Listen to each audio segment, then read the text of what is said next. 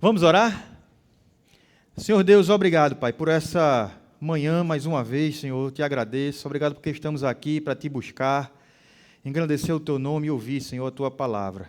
Que teu Santo Espírito abra nosso entendimento, nos dê clareza, para saber o que tu queres de nós, Senhor.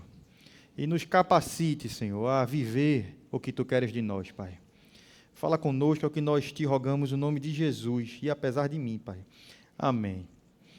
Irmãos, um dos temas principais aqui da carta de Tiago, que a gente vai ler, deixa aberto aí a sua Bíblia, é um combate à falsa crença. Um combate ao que não é uma crença verdadeira em Cristo, ao que não é uma crença verdadeira sobre a vida cristã. Ou, em outras palavras, uma defesa do que é a fé verdadeira. Nós falamos muito já sobre isso aqui na igreja, o que é a fé verdadeira, que nós devemos viver aquilo que nós afirmamos crer. E eu queria repetir mais uma vez, a fé, quando a gente fala que a gente crê, quando a gente fala que a gente acredita em Cristo, a gente não está dizendo que a gente simplesmente classifica os fatos da Bíblia como verdadeiros. Fé não se resume a classificar a Bíblia e as doutrinas bíblicas como verdadeiras. Mas até o próprio livro de Tiago, ele vai falar que os demônios creem, que os demônios sabem que é verdade e tremem. Então não é simplesmente concordar que é verdadeiro. A crença que Cristo requer de nós, que Deus requer de nós, é a gente considerar essas verdades, que a gente está dizendo que é verdade, como as mais importantes da nossa existência. E por isso a gente vai permitir que elas dirijam as nossas vidas. Essas verdades dirijam o nosso comportamento, nossas decisões. A questão não é simplesmente quanto a gente conhece intelectualmente a Bíblia, quanto a gente sabe do que está escrito aqui, quanto a gente acredita que é verdadeiro o que está escrito aqui, mas quanto a gente vive isso. Eu só creio de fato, só creio de verdade se eu vivo aquilo que eu estou afirmando crer. Então, repito, não é simplesmente dizer que é verdadeiro, afirmar que é verdadeiro ou concordar que é verdadeiro. É viver essa verdade. Crer é viver aquilo que se diz crer. Eu só creio de verdade se eu vivo aquilo que eu afirmo que eu creio. Então, se é assim, uma fé que é verdadeira, uma fé que é genuína, ela sempre pode ser vista pelos frutos que são produzidos por aquele que afirma que crê. Porque a sua crença, ela não se limita a simplesmente declarar verdades. Ela não se limita a simplesmente concordar com fatos.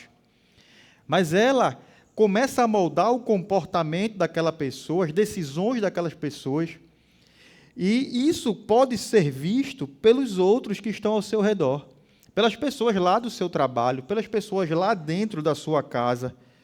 As pessoas começam a ver essa verdade da regeneração operada por Deus na vida daquele que diz crer.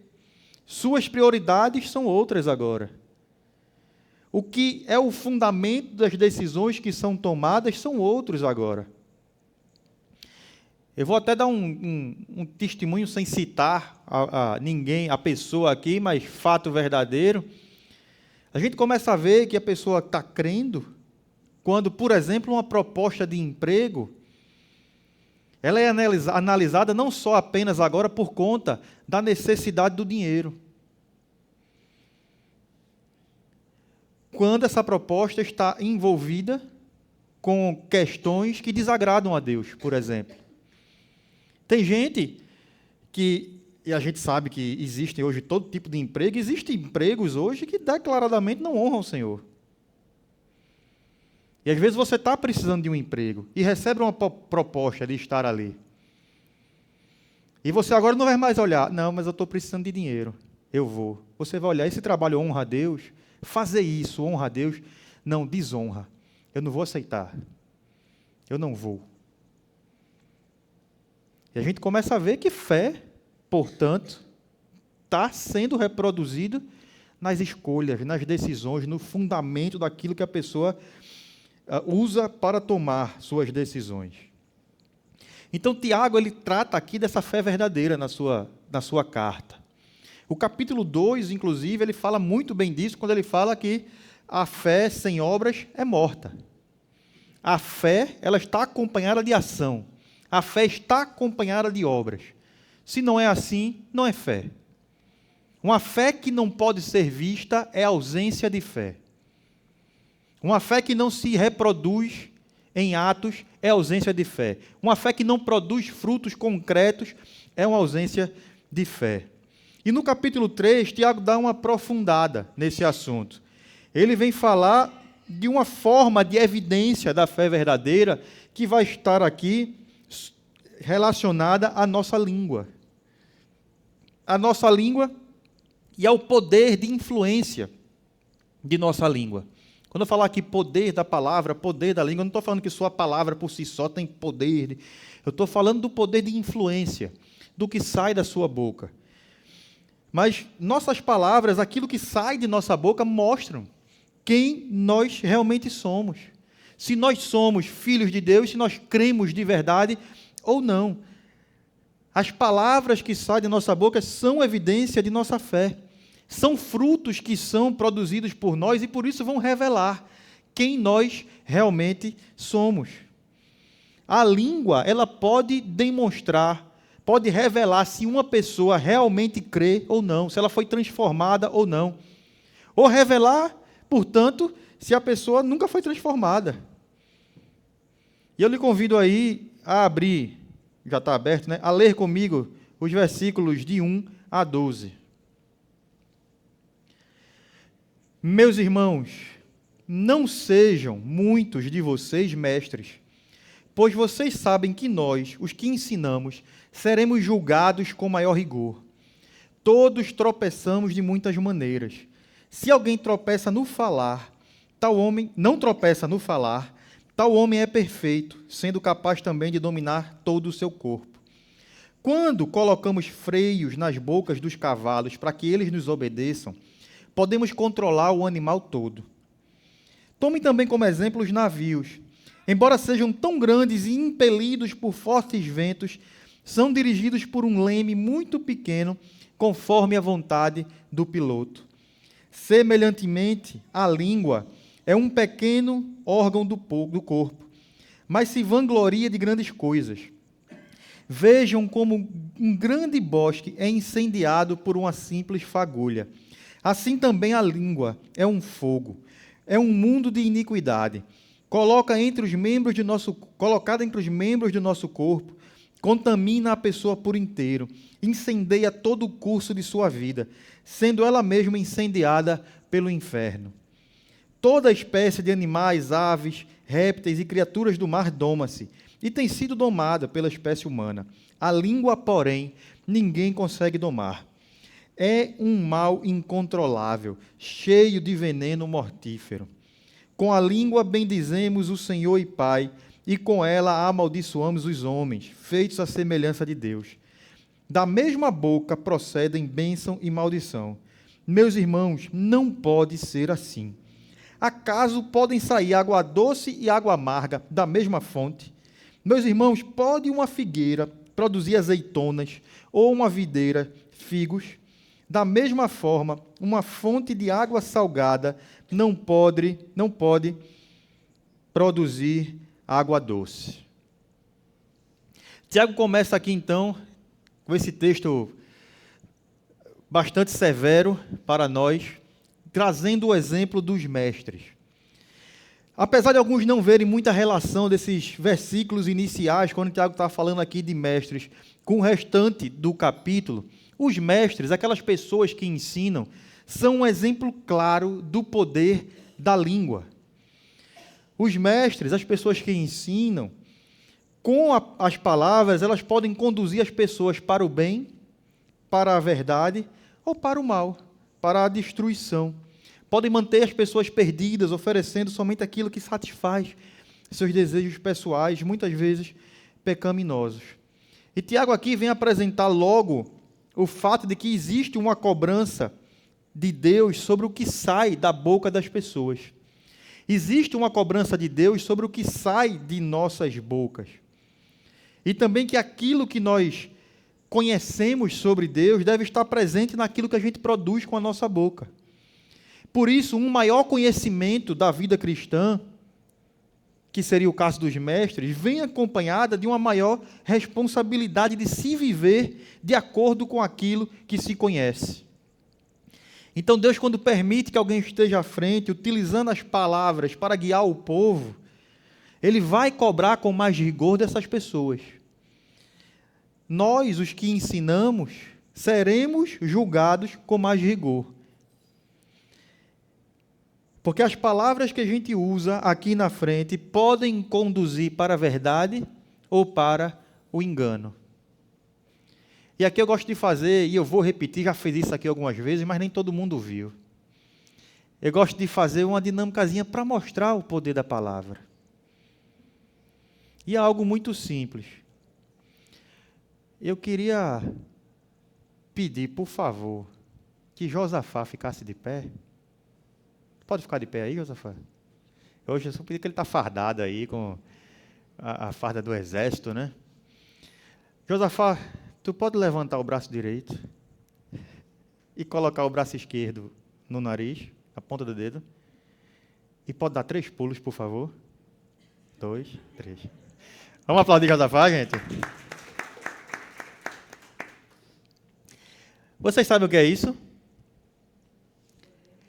É o poder do microfone. Eu fiz Josafá ficar em pé, fardado, e fazer um negócio ridículo, e fiz vocês aplaudirem.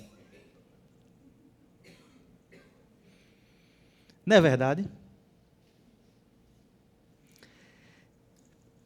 Por isso, Deus vai cobrar com mais rigor aqueles que estão ensinando, aqueles que estão à frente. E você que está ouvindo também deve sempre estar atento para que aquele que está falando, se aquele que está falando está de fato falando da palavra, ou está corrompendo o que está aqui, se o que está saindo de sua boca, o que está sendo produzido por sua língua, é verdade ou não, é bênção ou não, é baseado na palavra de Deus ou não, e se não for, rejeite, confronte. Amém? Mas, mesmo mestres ou não, ensinando ou não, a gente precisa ter uma lição aqui, que está na carta de Tiago, de que a nossa língua, ela exerce influência sobre o outro. É provável que você já viveu algum momento da sua vida em que você estava triste, você estava ferido, você estava magoado, você estava mal, você estava com alguma questão, e você foi abençoado por alguém que utilizou as palavras certas, no momento certo, do jeito certo. E aquilo foi um bálsamo para a sua alma, para aquele momento que você estava vivendo.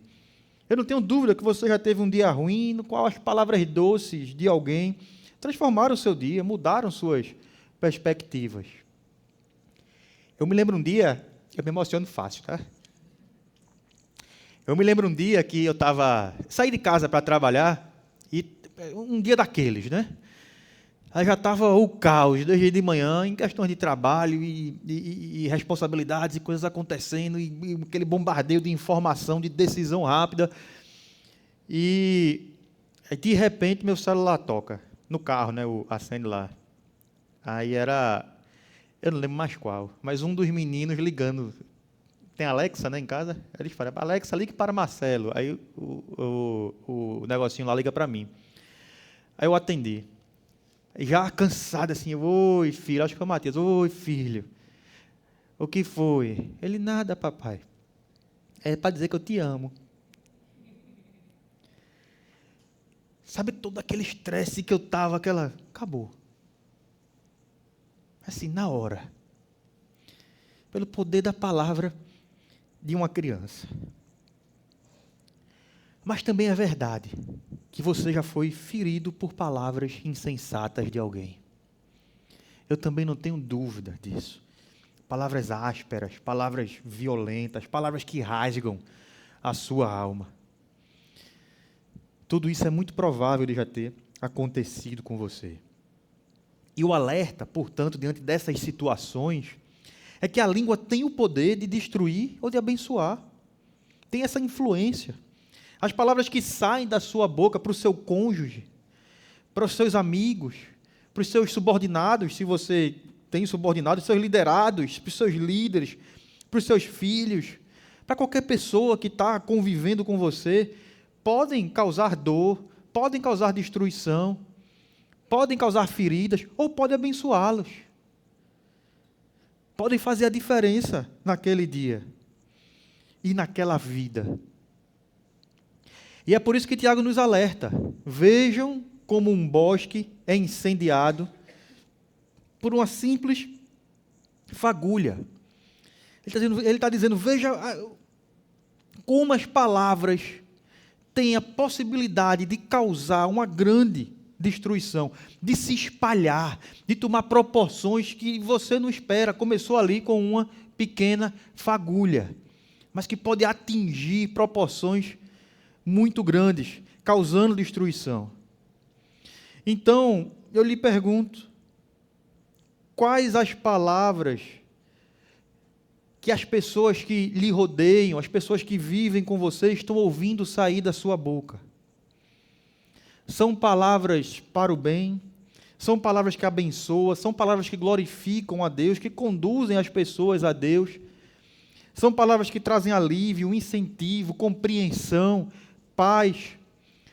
Ou apenas palavras de murmuração, de confusão, de opressão, de tolimento, de reclamação, de aspereza, de coisa chula? O que está saindo da sua boca está causando algo nas pessoas que estão ao seu redor. O que está saindo da sua boca está causando algo na sua esposa. O que está saindo da sua boca está causando algo no seu marido. O que está saindo da sua boca está causando algo nos seus filhos. Está causando algo nos seus amigos. Como é que você tem escolhido, portanto, o que é que tem saído da sua boca? Não é fácil. Mas quanto mais a gente puder se entregar a Deus para controlar a língua, mais a gente vai ser maduro, mais a gente vai ser perfeito, mais a gente vai ser agente de Deus aqui na terra, ou dentro das nossas casas, nas nossas relações de trabalho e por onde a gente passa. Porque, meus irmãos, a língua revela o que nos tem dominado. O texto aqui de Tiago, ele faz uma comparação sobre como alguns animais são dominados pela boca. Mas note que não é a boca que domina o animal.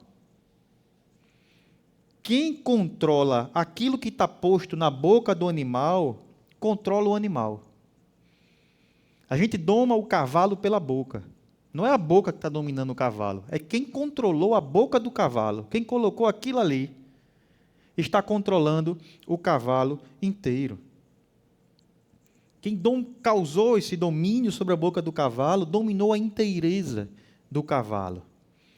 Da mesma forma, o navio, ele fala aqui, que ele é direcionado por um leme. Sabe o que é o leme? É uma aba debaixo do casco do navio ali, a parte de trás, que direciona o fluxo de água e dá o direcionamento para o navio, para o barco, para aquela embarcação. É algo pequeno, incomparavelmente pequeno em relação ao resto do tamanho da embarcação.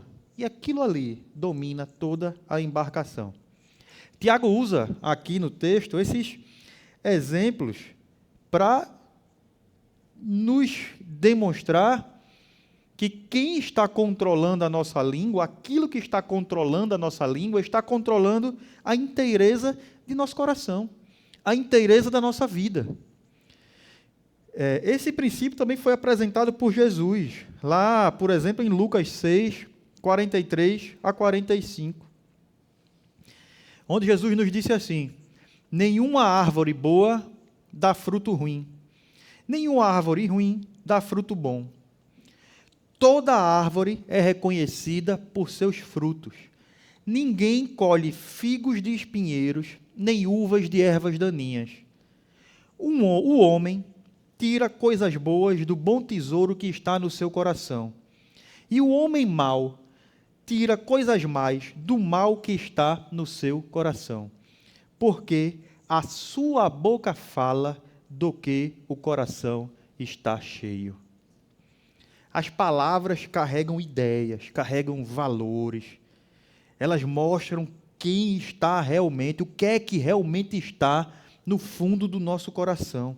Elas colocam isso para fora. Tanto é que hoje se tenta, nos nossos dias, um domínio dos valores da sociedade através do uso da linguagem. Não sei se você já percebeu isso. Com certeza você já ouviu falar aí, por exemplo, de linguagem neutra, não já ouviu? E o que é isso? Se eu começo a utilizar a minha língua para falar linguagem neutra, eu estou adotando toda uma ideologia, ou não estou? Eu estou falando do que está no meu coração. Se eu começo a dizer que não existe mais ele, ela, e chamo de ele. Ora, ele está ali, eu estou dizendo que eu estou concordando. Aquilo está no meu coração, tem aquela base ali, eu estou dizendo, não existe gênero. Então não é nem ele, nem ela, é ele. Veja como o que sai de nossa boca revela a base de valores que nós temos no nosso coração, a base de crença que nós temos no nosso coração. Então, existe, portanto, uma estratégia de se tentar implantar valores através de conduzir as pessoas ao uso da língua de forma inadequada. O que comprova que tudo isso é verdade. Hoje você tem desenhos animados, em que, de repente, que não se ensina abertamente linguagem neutra, questão de gênero, mas que coloca lá 2 bonequinhos, bem coloridinho, bem bonitinho, onde vira um para o outro e faz, eu não sei ainda. Então me chame de amigue. Não me chame nem de amigo, nem de amiga. E fica os outros bonequinhos lá chamando de amigue. Já está presente ali o ensino de que não existe gênero, ou não está? Está. Mas isso não precisou ser passado com todas as letras. Bastou que alguém começasse a falar amigue. Então o alerta aqui é que você faça uma autoanálise. Como é que andam as suas palavras? E aqui eu não estou falando jamais, claro, de linguagem neutra, nem ideologia do gênero. Mas também, se você tem utilizado esse tipo de termo. Mas o que está saindo da sua boca não apenas causa algo nas pessoas que ouvem, mas revelam quem está no comando do seu ser. Revelam o que é que está no fundo do seu coração. Revelam quem você realmente é, o que é que você realmente acredita. Então, o que é que está saindo da sua boca? E aqui, fora dos ambientes de igreja, especialmente. Lá, dentro da sua casa, lá no seu trabalho, lá na sua rodinha de amigos. São apenas palavras de amargura, repito, de murmuração, de reclamação. Você, especialmente homem, não pode fazer uma rodinha que começa com palavra chula. Você não pode encostar para conversar com alguém que começa a desferir ódio contra outras pessoas, fofoca. Ou você é aquela pessoa que dá prazer de conversar, porque o que sai da sua boca são palavras de bênção. Correspondem ao que está nas Escrituras. São palavras de amor.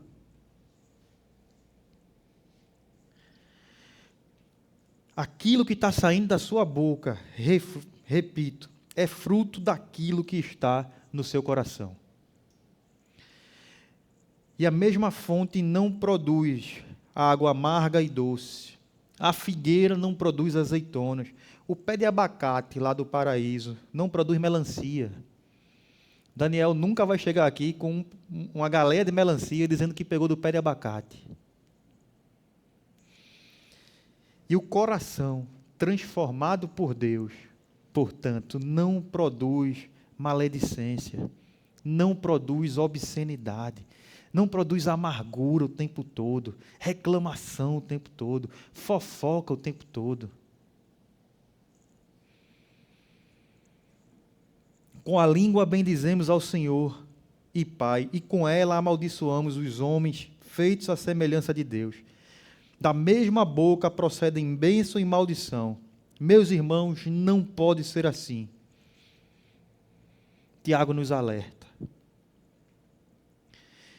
E prosseguindo aqui, para o fim, hoje é dia dos pais, você vai sair para almoçar.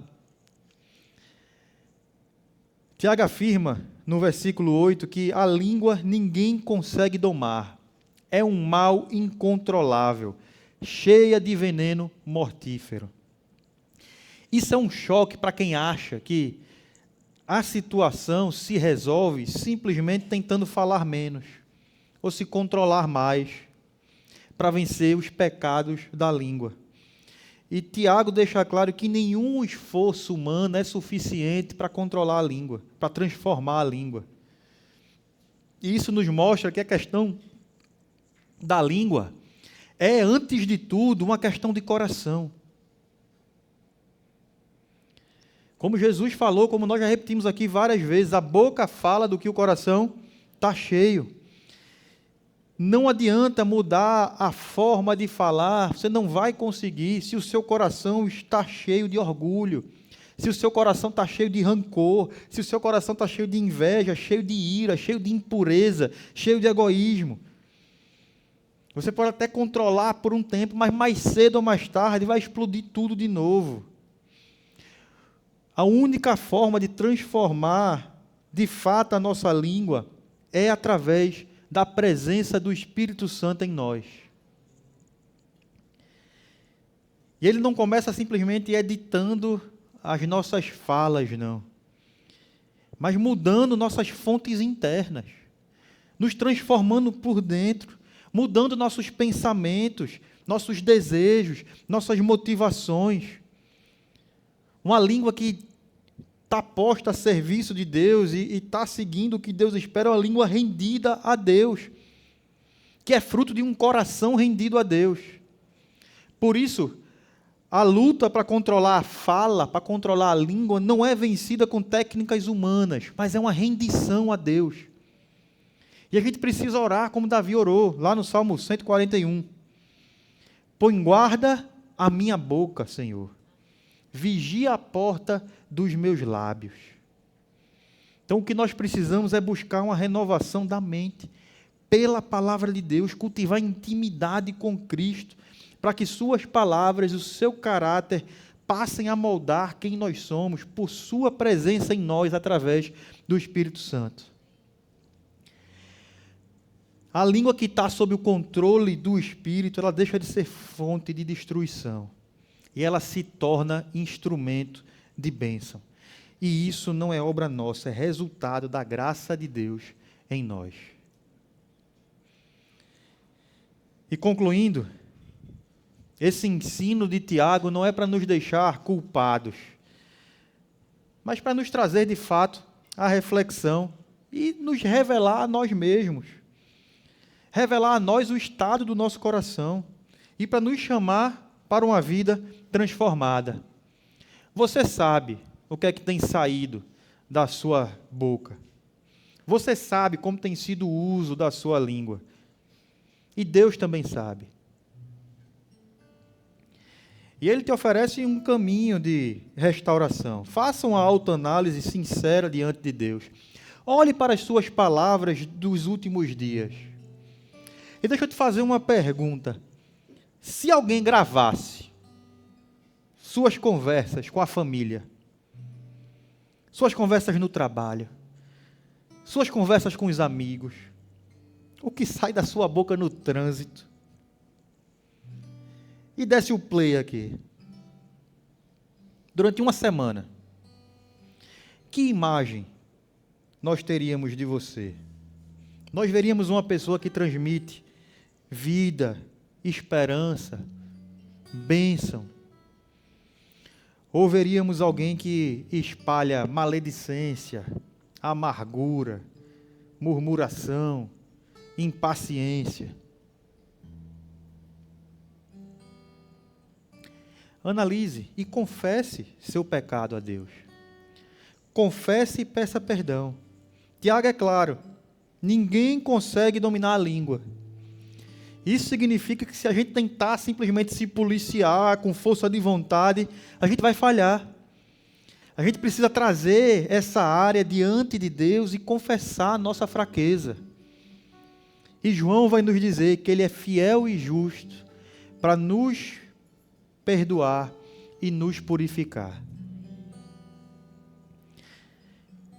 Também repare aquilo que foi destruído.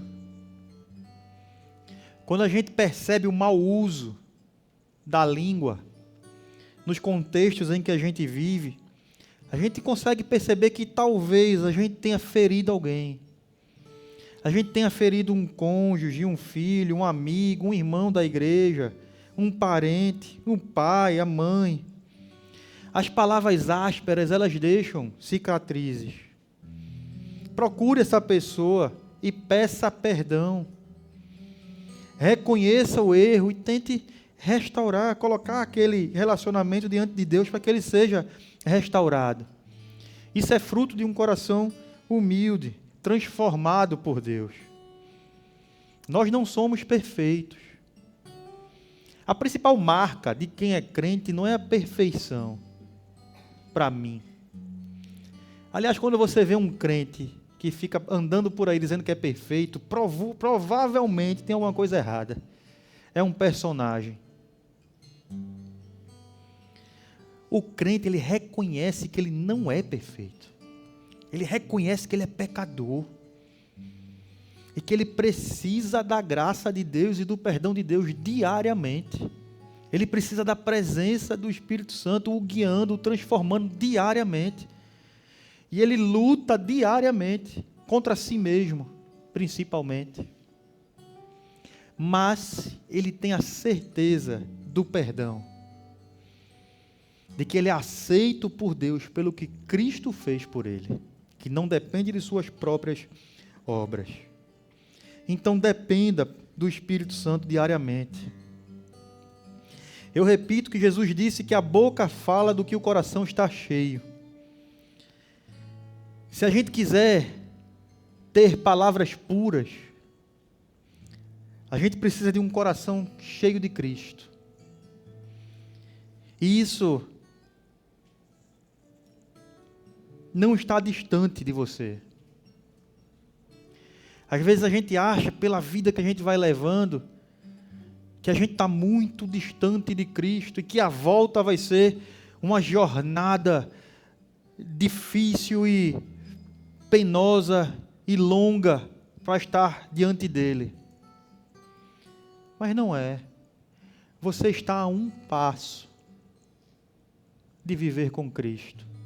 Não importa quão longe você tenha ido. Simplesmente arrependa-se dos seus pecados. Creia que Ele é o Filho de Deus e que Ele te dá perdão e vida eterna. Busque-o e você vai encontrar. E se você tem reconhecido algo sobre a forma como você tem vivido em relação ao uso da língua, coloque diante dele. Analise hoje com sinceridade o que é que tem enchido seu coração. Sabe como é que você vai analisar o que é que tem enchido seu coração? Eu já falei aqui 10 vezes hoje. Sabe como é que você vai analisar do que seu coração está cheio? Pelo que está saindo da sua boca.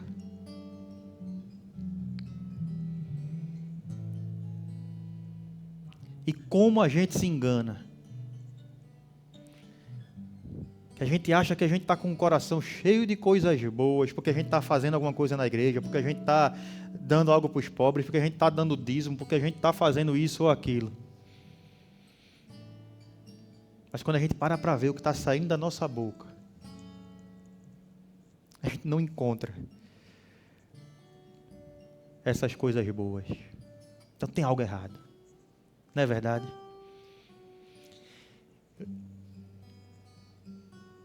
Eu lhe convido agora a cantar essa música que a gente vai cantar, declarando que somente Cristo é a fonte da vida. Somente Cristo enche seu coração. E se você deseja ter essa vida, então cante de verdade do fundo da sua alma, dizendo que Ele é por quem a sua alma anseia.